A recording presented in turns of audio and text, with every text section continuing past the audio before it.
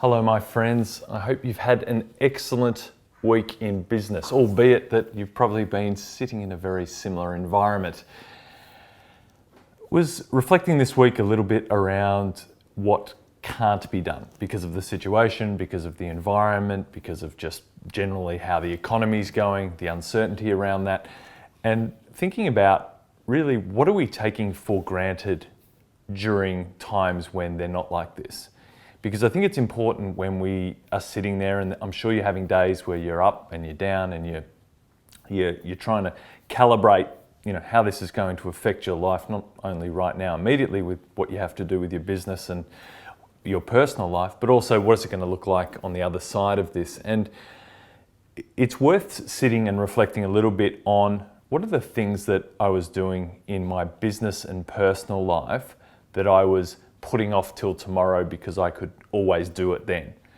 And it's very interesting because when you get to a stage like we are in right now, you're sitting there going, if only I could go outside, if only I could do that, if only I could meet with more people, I'd be doing that. And then you sort of think back and go, but there wasn't that level of urgency prior to this.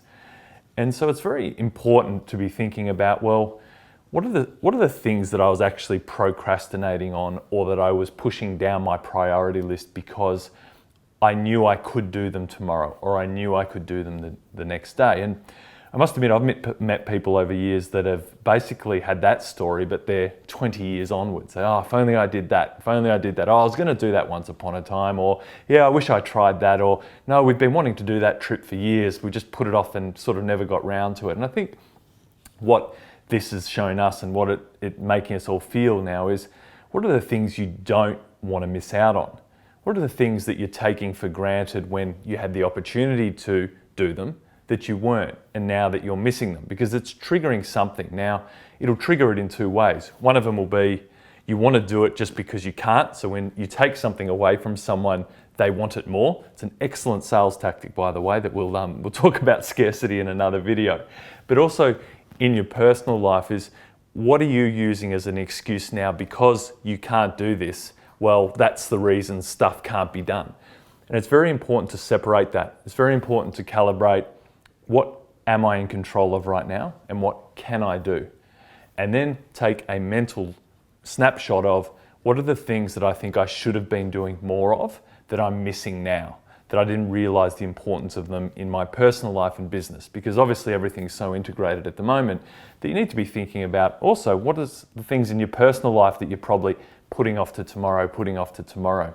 And perhaps when we get out of the other side of this, you start changing the priority of executing on those things, because I'm sure there's a few things everyone's missing that you probably want to, once we get out of this, start to go experience, do, and try. Get that excitement back in our personal lives as well as our business lives. But for the sake of today, reflect on the things that you're missing, but ask the question, why am I missing it?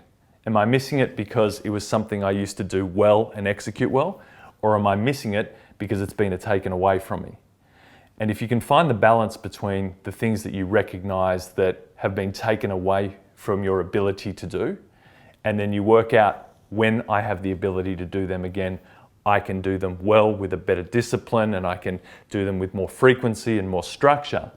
You're going to find both in your personal and business life that they're going to be the things that are going to accelerate you on the other side of this little, stopping point for the whole world.